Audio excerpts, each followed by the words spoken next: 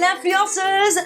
Ça fait super longtemps que j'ai trop envie de faire cette vidéo pour vous parler de ma boisson préférée qui est une boisson magique, à la fois détox, délicieuse, qui stimule ton système immunitaire, favorise la digestion, enfin bref, la totale. J'ai nommé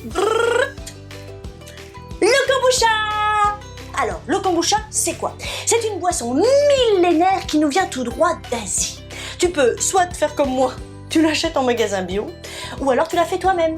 Pour faire ton kombucha, tu auras besoin de 3 ingrédients, du thé, du sucre et un champignon.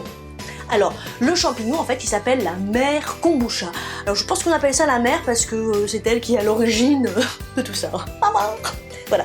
Donc, en fait, tu vas prendre ton champignon, tu le mets dans ton thé sucré, tu laisses fermenter à température ambiante pendant 1 semaine. Après, tu retires ton champignon et là, tu peux aromatiser ta boisson. Tu peux mettre du jus de fruits, du gingembre, du curcuma, enfin bref, tu t'éclates, tu fais comme pour du rhum arrangé en fait. Tu mets ce que tu veux. Voilà.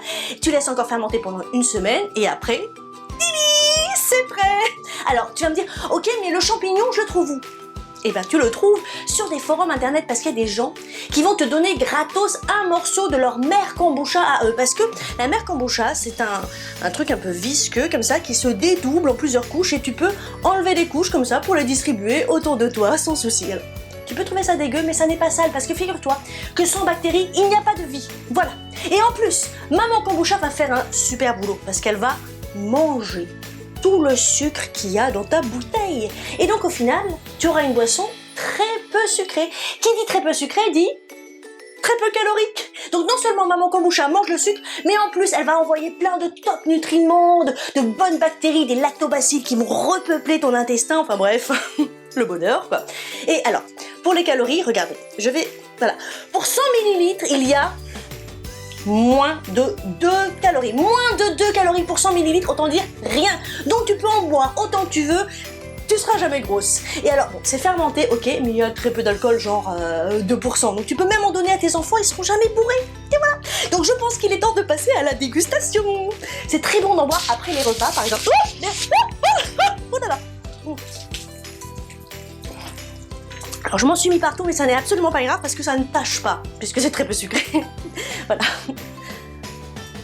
J'entends le kombucha qui chante.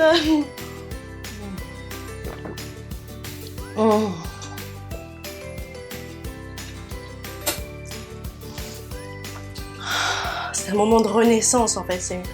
C'est comme si on était nettoyé à chaque fois et qu'on revenait neuf à la vie.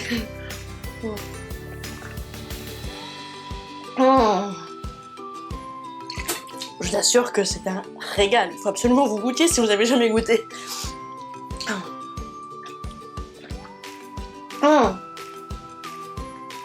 En fait, mon problème, c'est que quand je commence, je peux plus m'arrêter.